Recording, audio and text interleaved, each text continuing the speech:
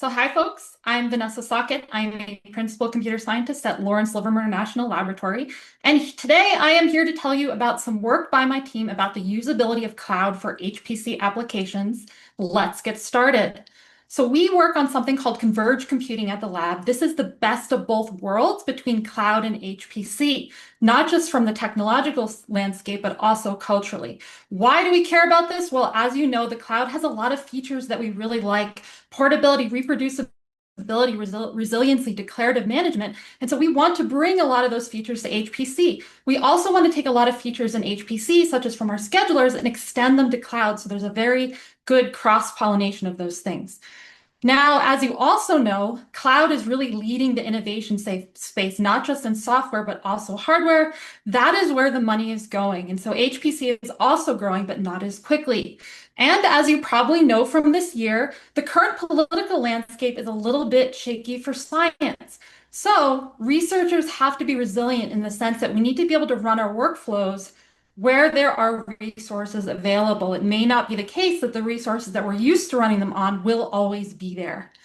And what we're increasingly realizing is that portability is becoming a new dimension of performance.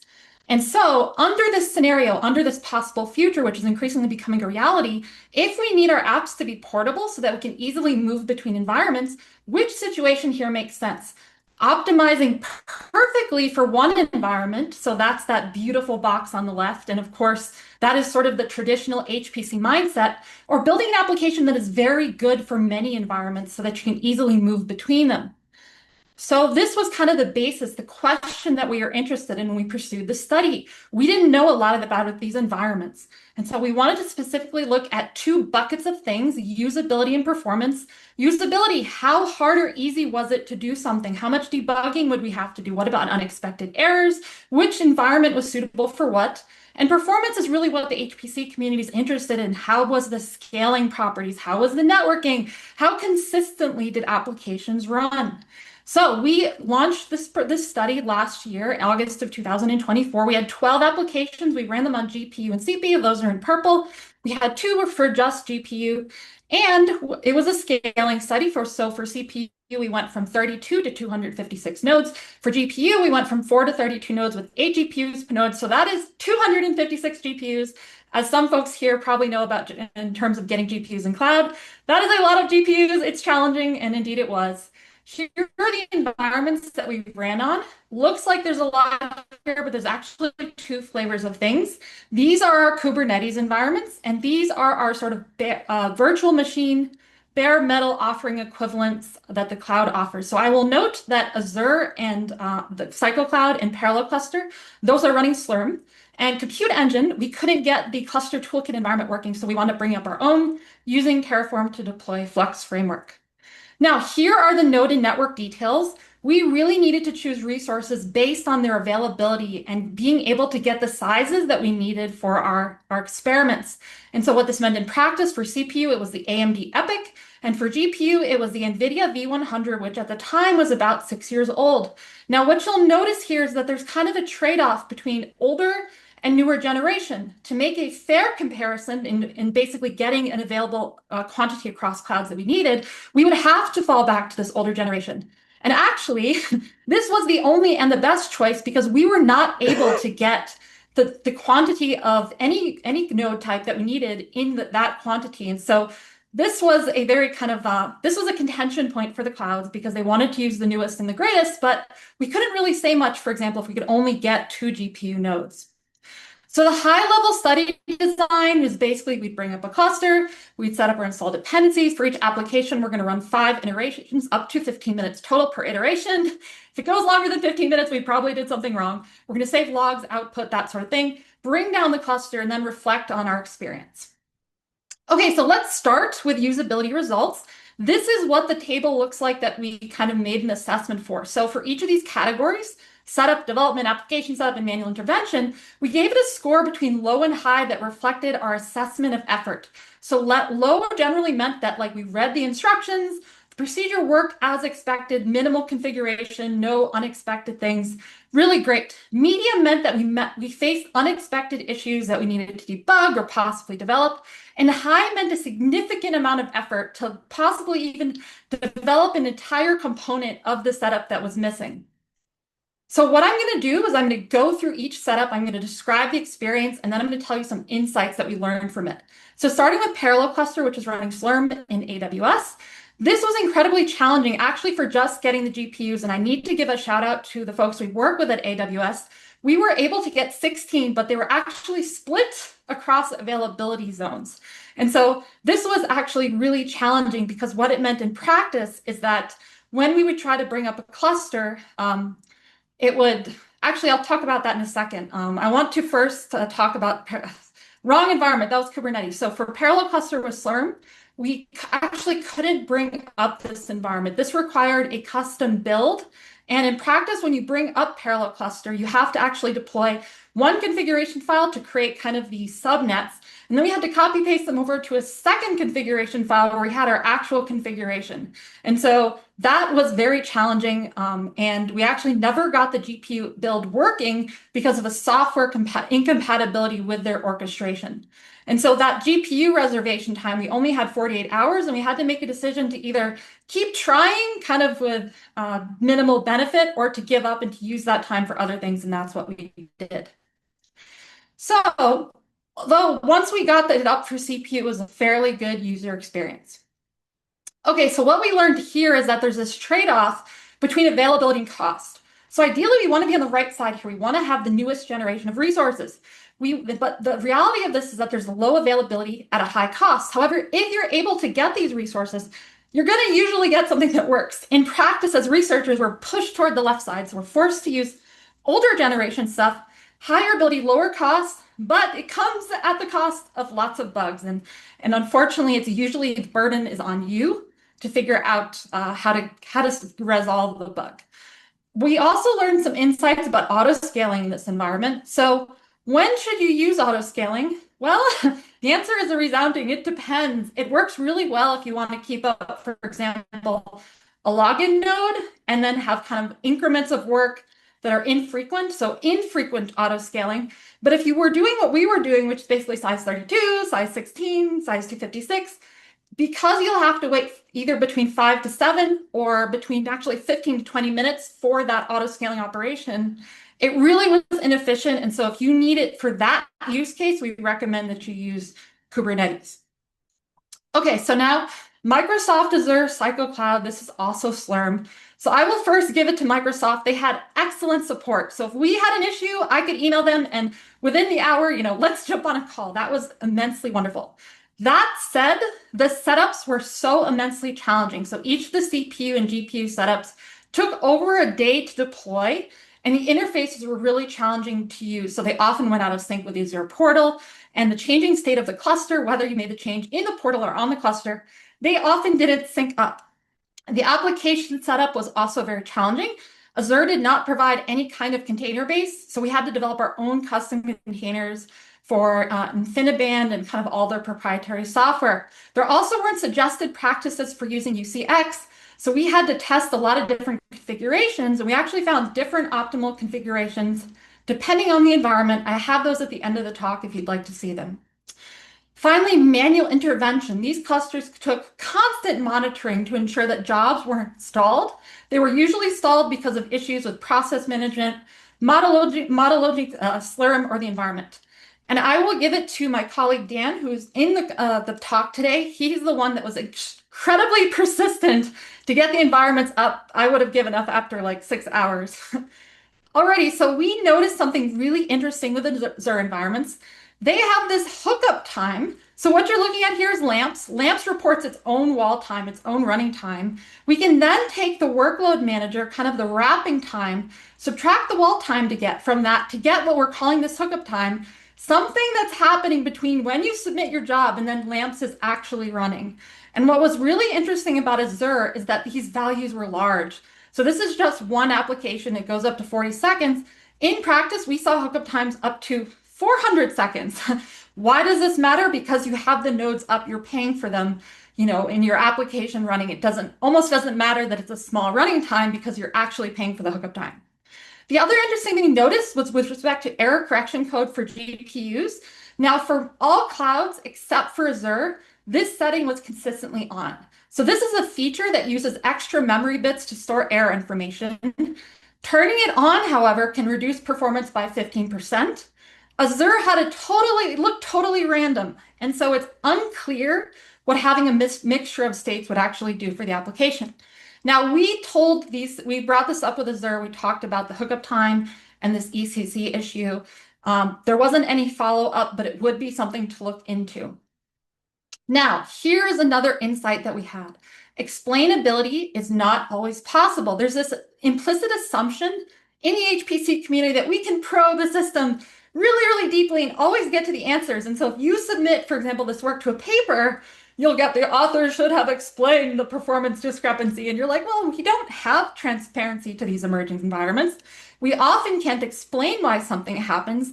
A way that we normally explain something using traditional performance counters, those are only exposed in special instance type, usually metal instances, and maybe those aren't the best ones to use. And so even if you have the tools and the time, you may not have the funds to bring up the size cluster you need and to really probe into particular issue. So this, I think, sums well kind of the situation that you might face a lot if you're trying to kind of report results to the community. And then essentially it leads to rejection. And it's a little bit, it doesn't make a lot of sense because you may have very useful things to teach, knowledge that you learned, but there's almost this barrier to learning it because you fall short of the community expectations. Okay, so Google Cloud, we ran on Compute Engine with Flex. I already mentioned we had trouble with Cluster Toolkit in terms of Slurm and using the NVIDIA drivers. Aside from that, I actually don't have anything negative to say about this. Once that environment was up, it ran really well.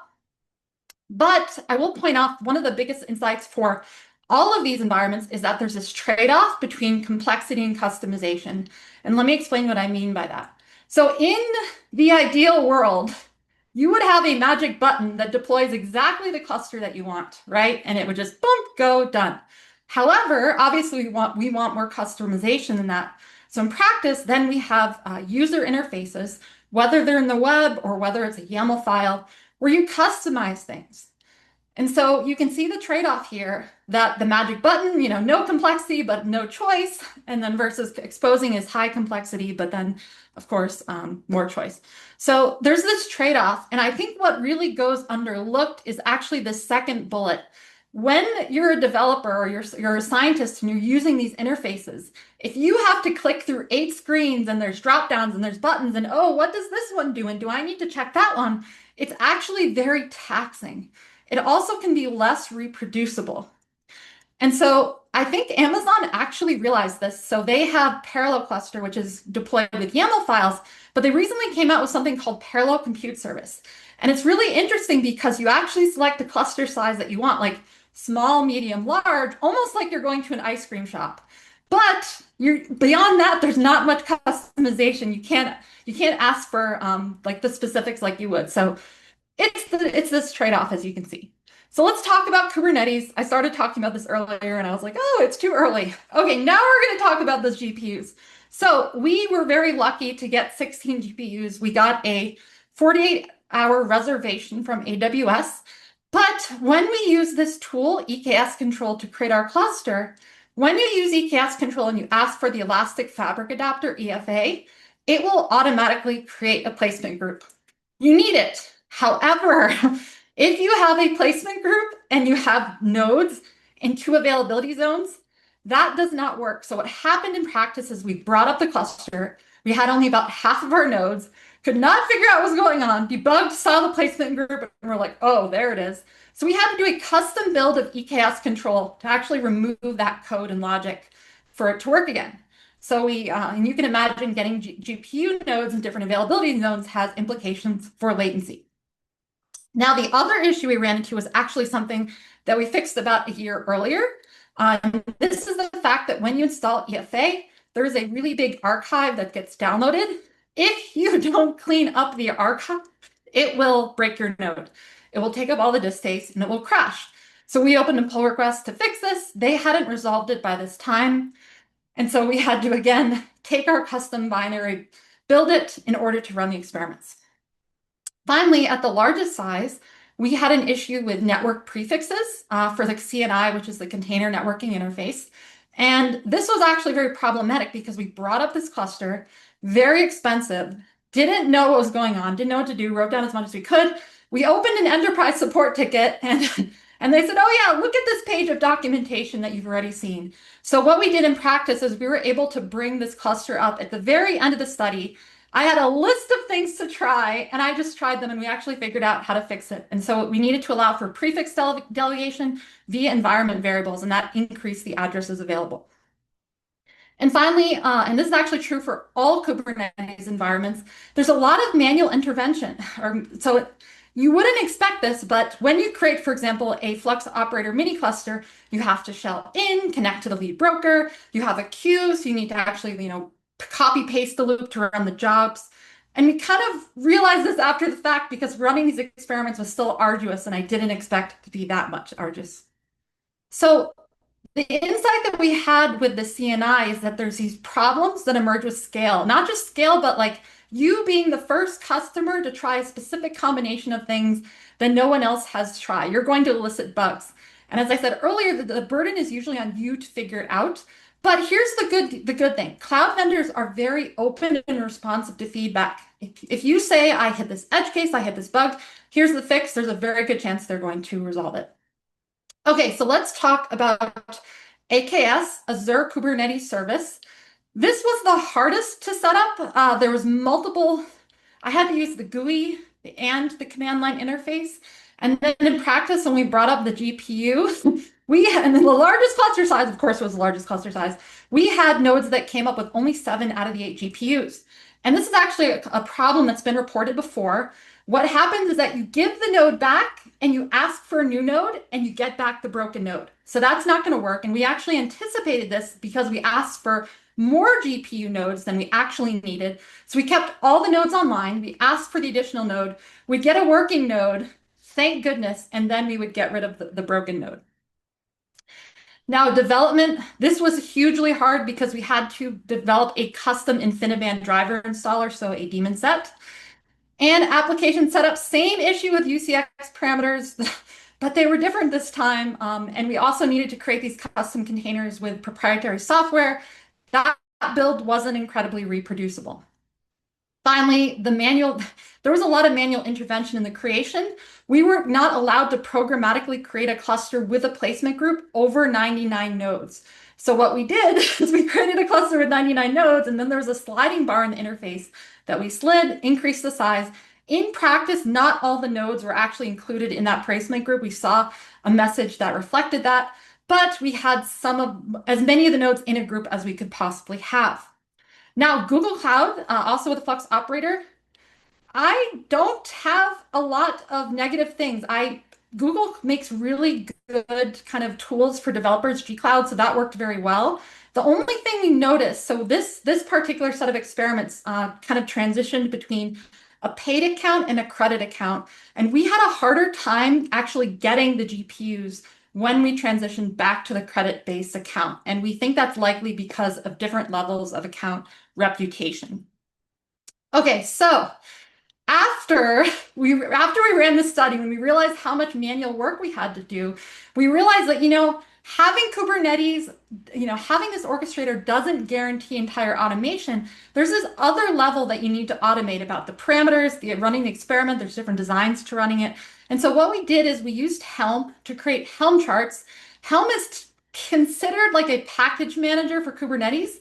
It's not really a package manager, it's a templating engine, but you can use it to install complex applications. So what you're seeing here is an install of AMG. This is where we can set our parameters, we can set the iterations, we can set the experiment design. So all of the manual stuff is reduced to just copy pasting this into the browser and watching. And so we have about 30 applications that we have these charts for, and it's a great improvement on our previous work. Alrighty, so on premises, this is running on our clusters at the lab. I want to note that application setup, we ranked high because you have largely no control over the software environment. And so in simple terms, you are not root. If you need to make changes to your environment for what you're trying to build, You can't. And that is something that you can do in cloud, so it gets a high difficulty rating.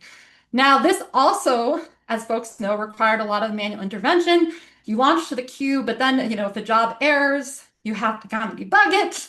It's not uncommon to get one bad node and then the entire job has an issue.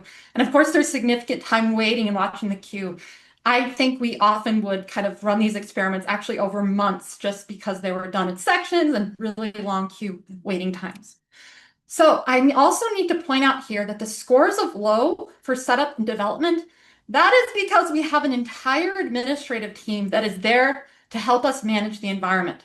We don't have to build system optimized software. And that reflects that the HPC environment is much more mature. And so this is something to bring up. So if the HPC environment is mature, well, the cloud environment is not. We are kind of in this early adoption stage. And in this stage, it means wearing many hats. So what do I mean by that? Well, from the gamut of planning to thinking about resources, software, infrastructure, and debugging, you or your small team, you are the project manager. You're the sysadmin, the software developer, the cloud engineer, the DevOps engineer. All of these responsibilities are on you and your team. And I point this out because if your team is missing any of these roles, that is your stopping point.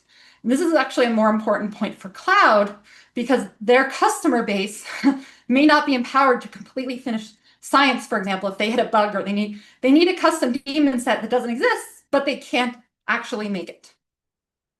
Okay, so let me give you some overall usability impressions. Even though there's common interfaces in the cloud, such as Kubernetes, every interface is really a new learning experience. So you can extract away some of that with Terraform, but someone still has to maintain those Terraform recipes. Change is a constant. A successful team needs to be resilient and adapt. And one really interesting thing is the difference in pace between kind of science, academia, and industry. Industry is moving like Speedy Gonzales, and science, we move a lot more slowly. And so we have to kind of consolidate those two things. And so it's much harder to get that same stability and consistency. Okay, let's move into some performance results. Now, I want to first pose a very important question. Was this a traditional performance study? It was not. We were trying to emulate this likely future scenario where the entire workflow of how you do work is actually very different. So let's talk about that. In HPC, maybe you get an allocation and you get access to resources. Everything is free, right? Then maybe you build your software using system optimized libraries. Maybe you use EasyBuild or SPAC. You do some test runs on a debug allocation. Great. When you're ready, you can submit your jobs to the queue. If you need more resources, you might get a DAT. And then really your primary time constraint is like, oh, there's this conference paper due in 4 months or something, and that's kind of what you work toward. Cloud, you have X dollars to spend on some number of clouds that each offer some number of environments, and you have a set of goals. So you need to do the cost estimation, the planning, figuring out the experiments with limited funds, staff, and time. This again means you need to have many different roles on your team. You're going to need to build, deploy, orchestrate, monitor, save everything that you need. And by the way, because of the funding structure where you got a special account through your institution that only is now available on the cloud for a month, and it took you 3 weeks to test, you have 2 weeks to do all of your experiments. 1, 2, 3, go.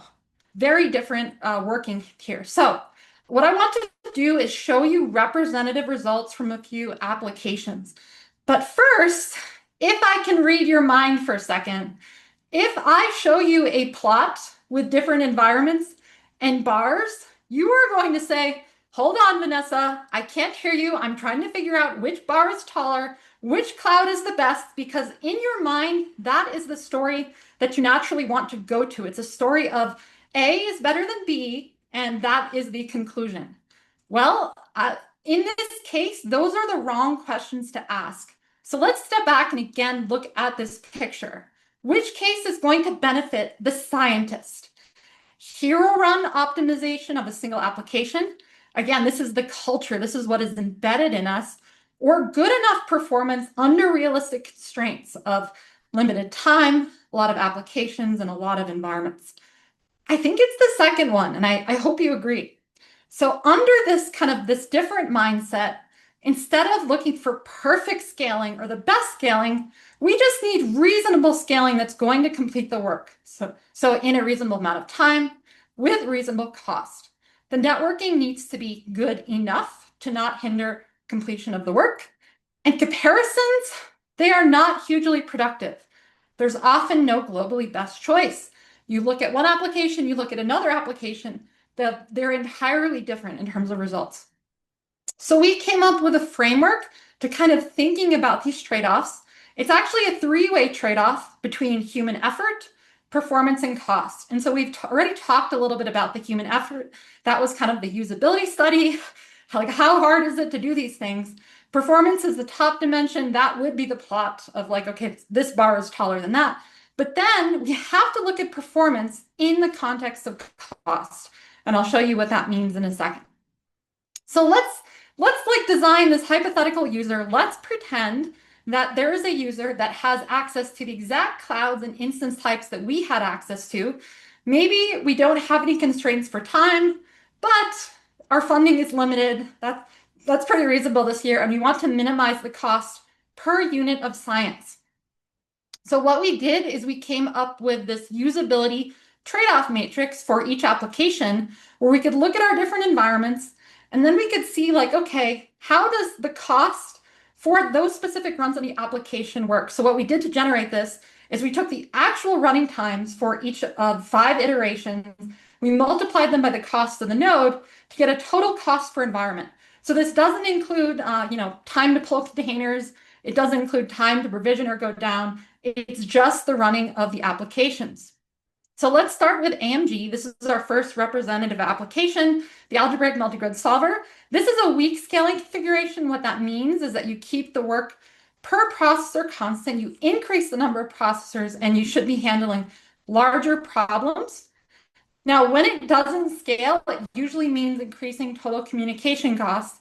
And what I've often seen is that a larger problem size can be a bottleneck in a setup phase. So in practice, you see that it starts to set up, and then like MPI errors spit out and it kind of crashes.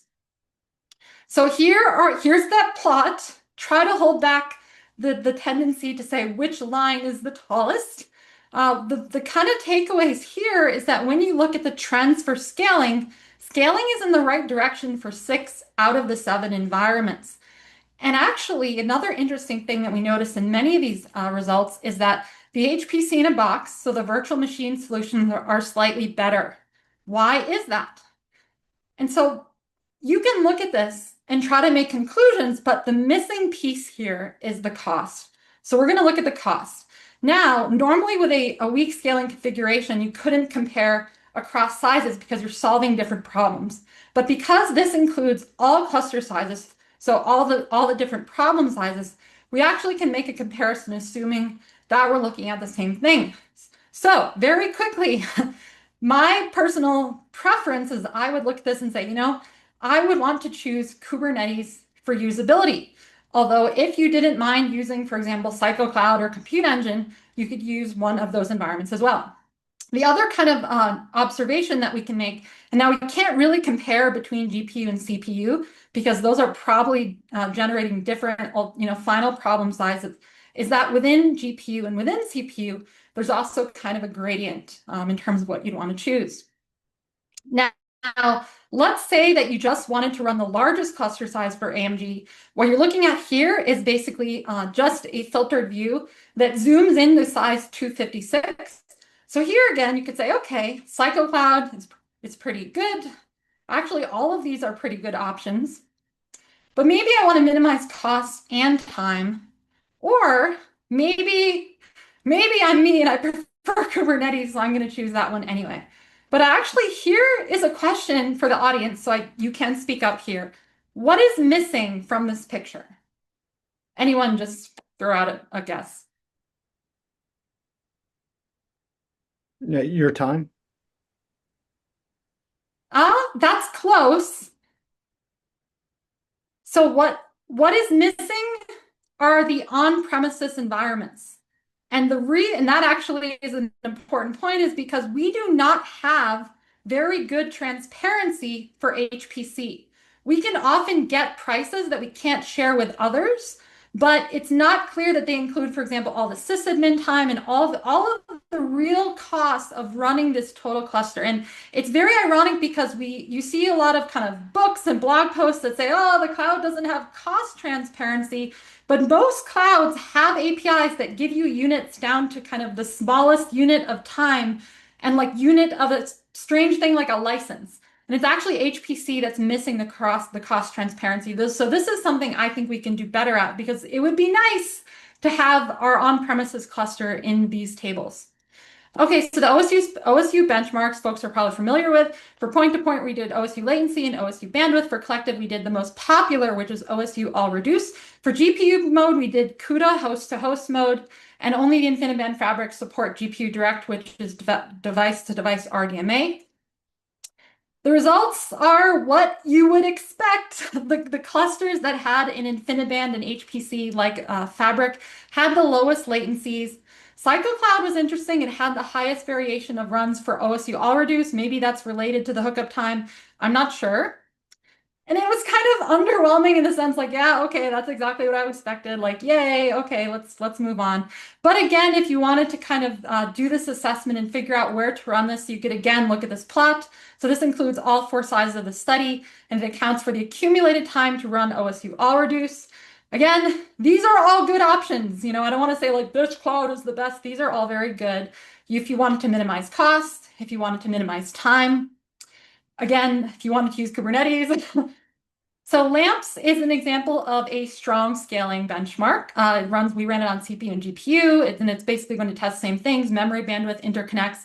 And again, when it doesn't strong scale, that means that there's usually communication overhead for exchanging data.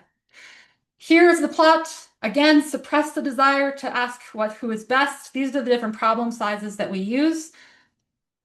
Again, there's really no global leader. There's all these nuanced application differences. If we looked at it in this table, again, we could say these are all good options.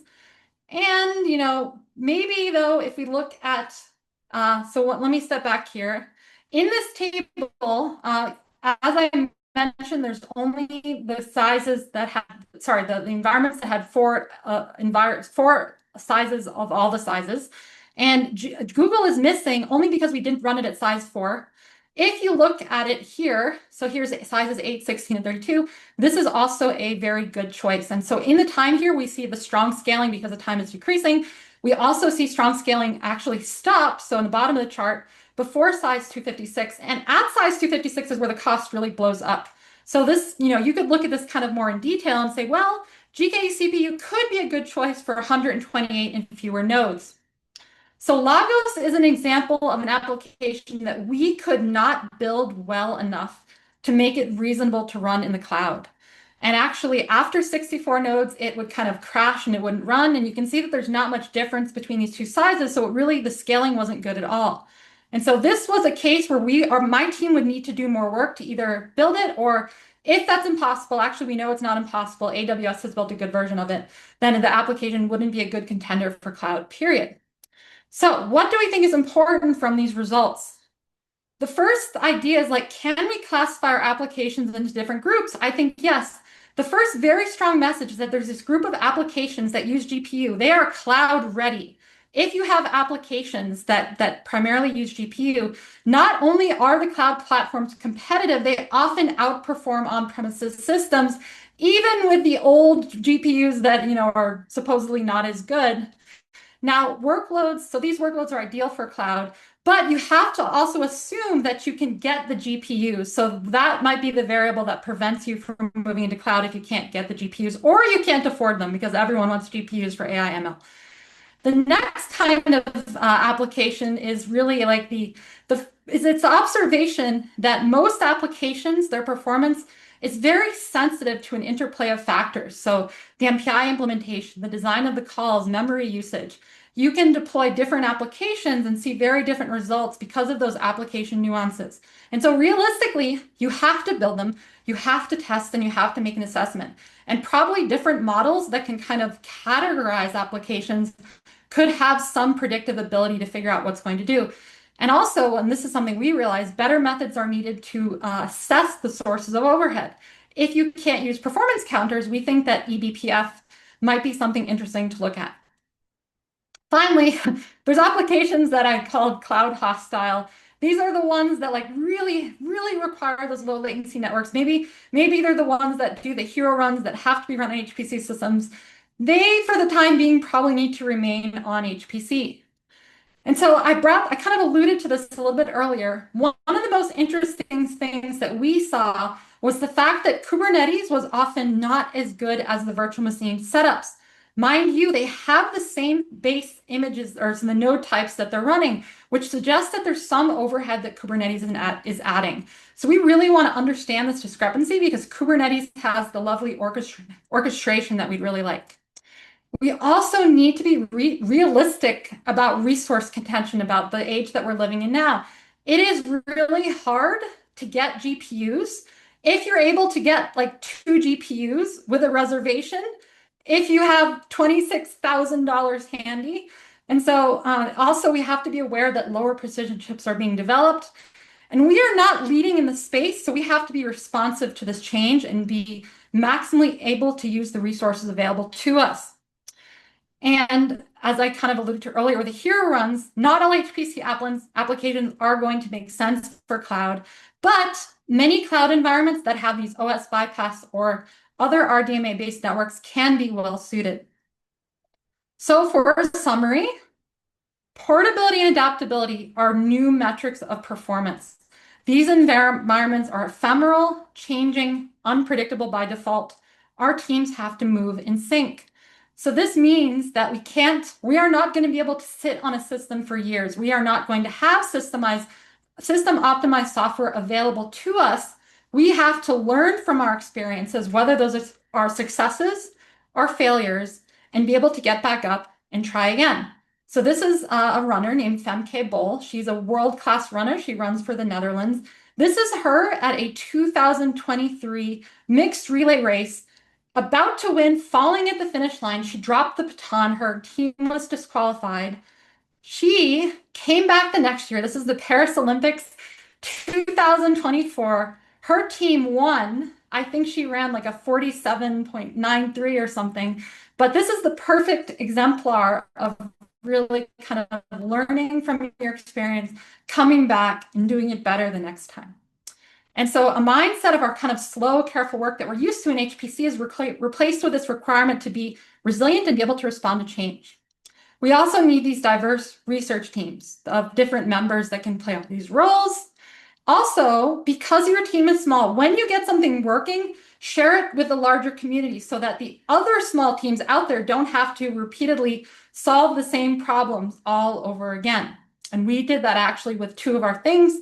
We released the daemon set, and we actually came back and we made custom builds for the Azure VM-based images with Ubuntu 24.04, which I still don't think Azure has actually done.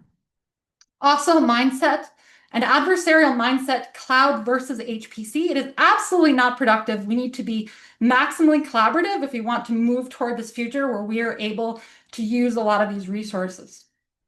When something is impossible, it's very tempting just to complain about it, but it's really important to take responsibility for working on it and try to solve the problem. The same goes for things as small as bugs or issues. It's good to ask for help, but take responsibility for doing your best to figure it out. And again, this trade-off between availability and cost, when push comes to shove, we are going to be using older generation resources for lower costs, higher capacity. And be ready to deal with those bugs because they're going to happen because cloud tends to develop their stuff for the newer generations.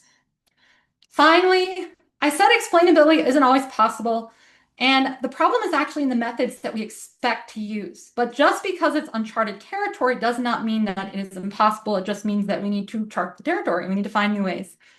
So by the way, this study was almost a year ago. The landscape is entirely different. So 6 months after we tried to reproduce some of our runs on clusters, we weren't able to get the largest size on one cloud, so we couldn't.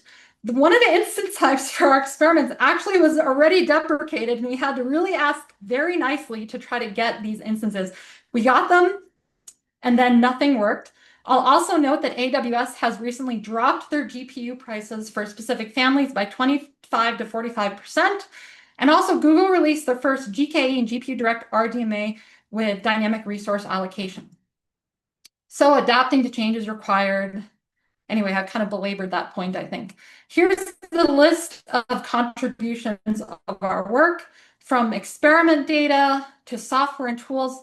All of our data is available, so if you're interested in kind of looking in and probing it a little bit, you are totally welcome to. You definitely can use any of the software that we've made, and many containers. So the actual study, we built 220 containers.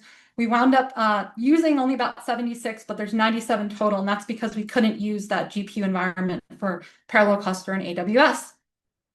Follow-up work, I will quickly show you. So one of the things that we noticed is just like the way that we wanted to get resources on cloud, we largely couldn't. And we realized that the cost models for cloud haven't changed that much over time. And so we're working on this paper that is about to submit that kind of talks about possible cost models for moving into the future. I already mentioned these Helm charts. I want to also note that we've added an ability to add monitoring to it. So that's that set experiment monitor, where you have eBPF programs that run alongside your application. And so here's what that looks like. This is deployed with the Flux operator in Kubernetes. You have the program running alongside your program. We've shown that it has very small, either 0 to small amounts of overhead. This is a draft in progress that we're planning to share soon. Alrighty, I have talked a lot. I'm going to stop there and let's open it up for discussion.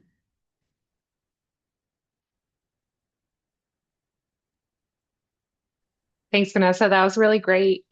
If anyone has questions, feel free to, I guess, raise your hand so we can do an somewhat organized approach, or you can just put a question into the chat.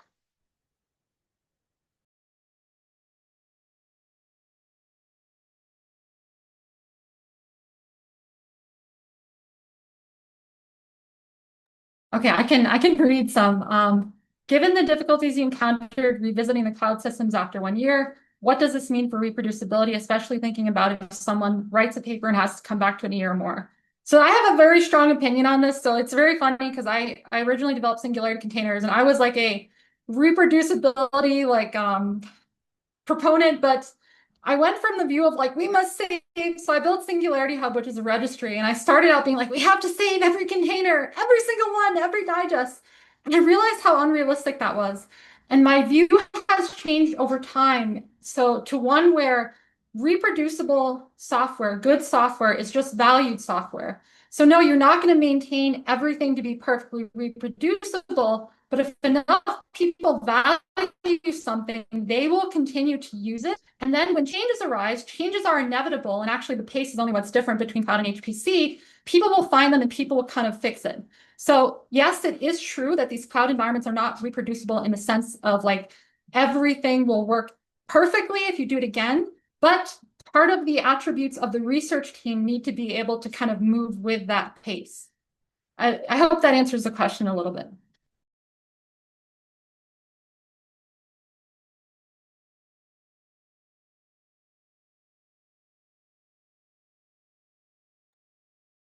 I have one while other people are thinking on how to phrase theirs. I'm curious about the background of the people who did the usability reviews. And do you think that your results would be different if you had some other kind of realistic team member that is a very participate good in this? question. So our usability assessment was a little retroactive in the sense that we were kind of recording our experiences as we went, but we didn't really think about it in a way that would be qualitative. Ideally, we would have qualitative usability metrics. So the best that we could do is really write down in detail our experiences, make kind of a definition of what different levels of difficulty were, and then try to put things in buckets. So we could have done a much better job at that had we thought, because to the best of my knowledge, none of us on my team are sort of usability researchers in that way. We just have kind of a mindset of like, this was really hard. We spent an entire day doing that and developing, and that's probably not something the scientific user should have to do. But you bring up a good point because that is yet like another role that your team needs to potentially have if you want to kind of go back and reflect on that usability. Thanks. And there's another question in the chat. You mentioned a focus on converged computing in your intro. Are there any experiences you can discuss doing work across commercial cloud and an on-premise HPC? Oh, absolutely. Oh my gosh, where do I start? Okay, so there's different kinds of convergence. So the kind of integrated convergence is the idea that you take something that traditionally runs on HPC and you move the whole thing over to cloud. So that's the Flux operator. Flux is an HPC traditional workload manager. It doesn't care where it's running, but the Flux operator moves it into cloud. And then there's the idea of convergence where you take a feature of something that works really nice in one environment and you move it into cloud. So early on in the Kubernetes ecosystem, it was really hard to run things in groups of pods or to look at the scheduler and have it have awareness of topology. So we took just the scheduler component from Flux and we made a custom scheduler plugin for Kubernetes. Now, some of the cooler stuff is actually the other direction. So it would be really nice to have like Kubernetes running on premises. A lot of the things that we really like about Kubernetes. That is, of course, hard because Kubernetes traditionally requires, root daemons. However, there is a user space Kubernetes. And so we've done a lot of work actually to deploy user space Kubernetes to be working with Flux. So meaning that the user launches a Flux job that actually brings up an entire Kubernetes cluster within the context of their job. So that means within the job, maybe they have an AI ML service running alongside a traditional simulation. And so that's something we started. We did work first on an on-premises virtual machine setup. We then did the same setup on AWS. We then did the same setup on Azure with InfiniBand. And we actually have a working production on-premises setup now. It's not available to users yet. We're still doing our experiments. And so that's the direction. It's common to think of like, let's move the HPC stuff into cloud. Let's move Flux or Slurm into cloud, but we can also take the cloud stuff and move it to HPC or just take a feature from one place to the other and kind of have them work together. It's an immensely exciting place to be working. Okay, let's see. We have another question. You presented how configurations differ between cloud providers. Did you have to make substantial changes to deploy the applications using Helm, or did you need to rewrite the entire deployment plan? Okay, so there's two things here. In terms of configurations for our performance study that I presented, the main two different kinds that we had were actually just Flux and Slurm. At the end of the day, we were running either a Flux submit command or a Flux run command, or srun essentially in Slurm. And so that wasn't challenging. Now, the Helm experiments are actually follow-up work that isn't published yet. And that, again, is still using Flux under the hood because it's launching to the Flux operator, but it totally abstracts any need to kind of know that away from the user. The user just needs to know that they want their AMD problem size to be a certain size and 5 configurations. And so the nice thing about Helm is that you'd be able to kind of run that same command across Kubernetes clusters. But that's a feature of Kubernetes. Does that answer the question? Angel, does that answer the question? Okay. Did you experiment with applications that use or generated live? We did not. Okay, so very early on, as we were choosing applications, we had to make an explicit decision that we weren't going to go into heavy I/O applications. It is not to say that it is not a very good use case, but the thing about setting up any kind of storage, especially in Kubernetes, and actually in the virtual machine environments too, that is another study entirely in and of itself. So that's something that we want to follow up on. We actually have an LBRD coming up that is spanning cloud and HPC that's specifically for I/O. But we explicitly decided not to do it here because we knew it would add this whole other beast to a set of experiments that was already really complicated and large.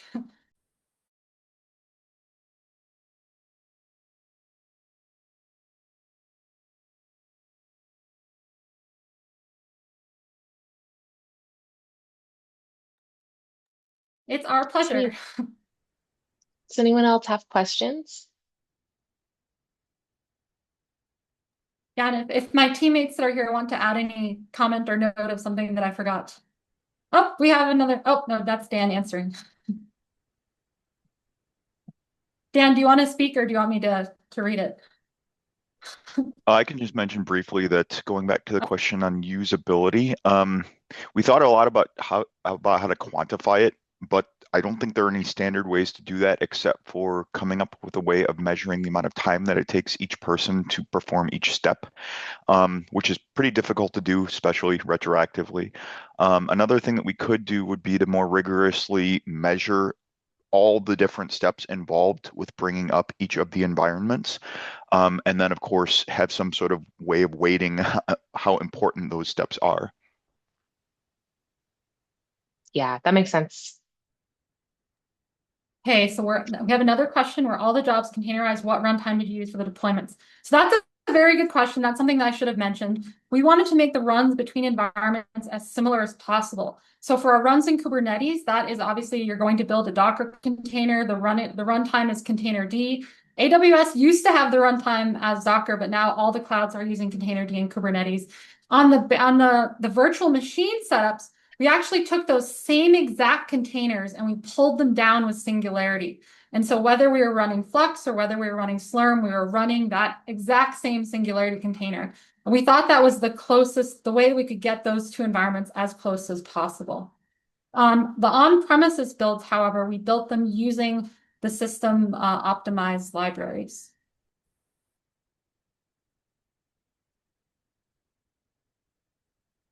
Thank you so much. This has been really great, and that you did a great job of getting everything into the hour. I was very impressed and loved your slides. So Yeah, thank and you. I want to encourage folks, please reach out to us if you want to have more discussion, if you're interested in any of our containers or projects, or just talking about some of these ideas. We work across a lot of spaces and we love kind of discussion and collaboration. And yeah, thank you for having us today to hear about our work.